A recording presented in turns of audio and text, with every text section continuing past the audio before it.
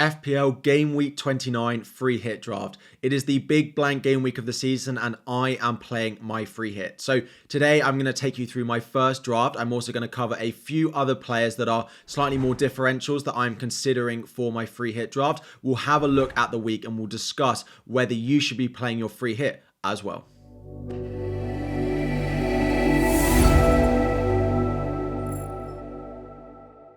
What is up everyone, FPL Harry here. Welcome back for another video. Game week 29, the big blank game week of the season, and it is time to start looking at my free hit. Why am I playing my free hit? Because I have 4 players with a fixture this week. I have both my goalkeepers, which is of absolutely no help to me, but one goalkeeper, I have Alfie Doughty in my defense of Luton, Son Heung-min in my midfield, and then I have Ollie Watkins up front. So 4 players, meaning I have 7 blank fixtures in my starting lineup, just 1 free transfer. So I think it's pretty obvious that I should be playing my free hit this week. Now, some of you might be thinking it's very obvious that you should play your free hit. Some of you might be watching and thinking it's very obvious that you shouldn't play your free hit. Where do I see the sort of boundary about whether you should play it? So to be honest, at the moment, before making any transfers going into game week 29, if you have 7 players, hopefully most of them are decent, so not the likes of potential injured players like Reguilon, not someone like Charlie Taylor, but if you have maybe 5 attackers with a fixture going into the game week 29,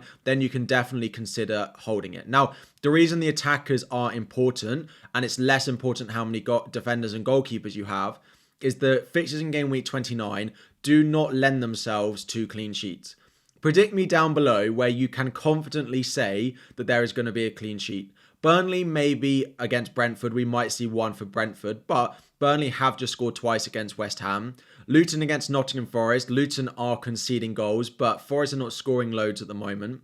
Fulham at home are much better than Spurs, so predicting a clean sheet in that game is difficult. And then West Ham, Aston Villa, again, very difficult to predict a clean sheet in that one. So when you are looking, if you're not going to play your free hit this week, don't go taking lots of hits. Don't go making lots of transfers in defence. Focus on getting the front 7 out or 6 attackers out. They are much more important this week than defenders.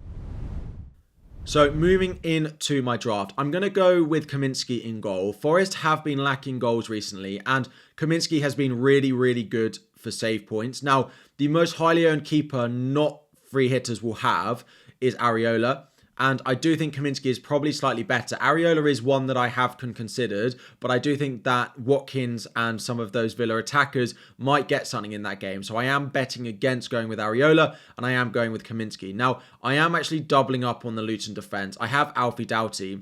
I think Doughty is a nailed-on pick in most free hit drafts. His creativity, his attacking threat is really good, and given we're not nailed on for virtually any clean sheets at the moment, I do think he is a reasonable pick. It does make me wonder about just going Areola over Kaminsky or going with potentially Flecken in goal. But just looking isolated at the goalkeeper, I do like Kaminsky and I do like Doughty in defence. So at the moment I've got both, but will I have both come the deadline? I'm not 100% sure. It was going to be Reguilon as my second defender, but he missed out last weekend, well, in game week 28 with a hamstring issue. It does sound like he's going to be back for game week 29, but if he's not going to be back, the other nailed fullback is Roslev, so I have gone with him. At the moment, he's playing right wing back. He might end up at left wing back, but he's pretty nailed whether Reguilon is going to be fit and available or not. If we get confirmation that Reguilon is going to start and has been training all week, then I'll probably go with him, but at the moment, we're not certain on that, so it is Roslev.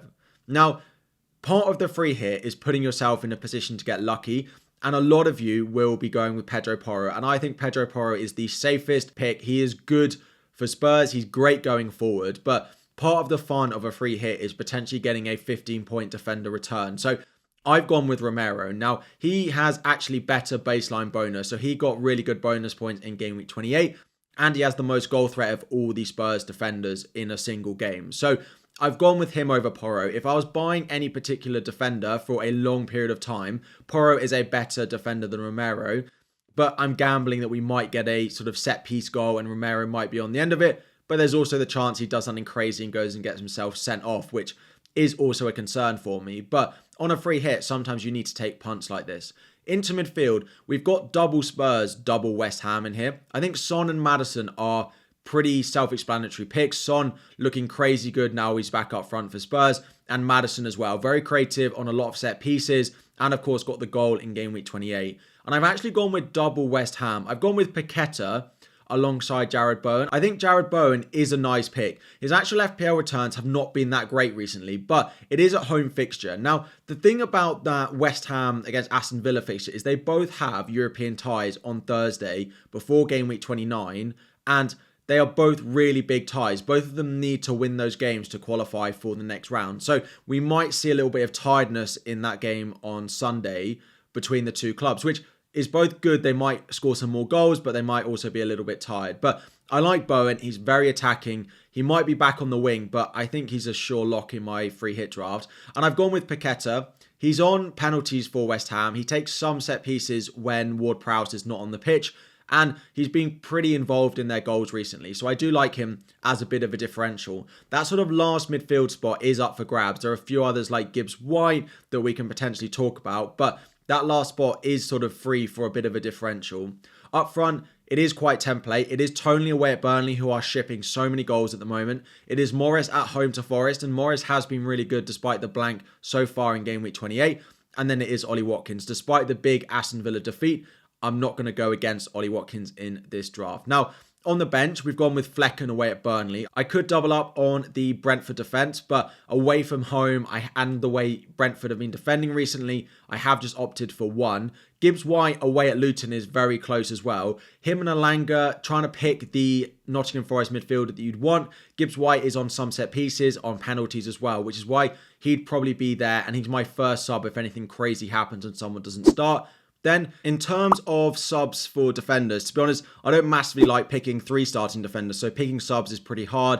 I've gone with Konza away at West Ham, but I don't expect a clean sheet massively there. And then I've gone with Neco Williams at Forest, who's actually playing pretty advanced at the moment and looks pretty nailed as well. So there's not much to write home about in terms of defenders, but that's the current draft that we've got.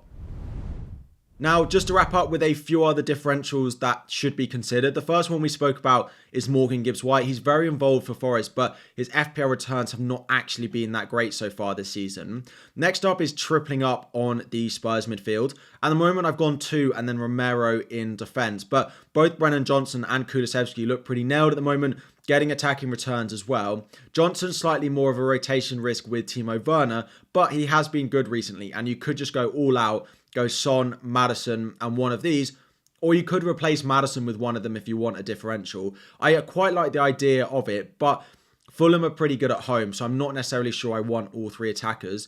Muniz up front could offer a good differential. I just find it difficult to drop any of Toney, Morris, and Watkins who I've got at the moment. They all look really good. 2 of them are on penalties, and then Watkins is the highest scoring player in FPL at the moment. And then the others, we've got a couple of others. So Leon Bailey, the only issue with picking lots of Aston Villa players, again, is that result on Thursday night. Bailey wasn't great in game week 28 as well. Going away this week, it could be Diaby who starts against West Ham as well. And then the final one is Cresswell, with Emerson looking like he's a doubt again for game week 29, not featuring at all in game week 28.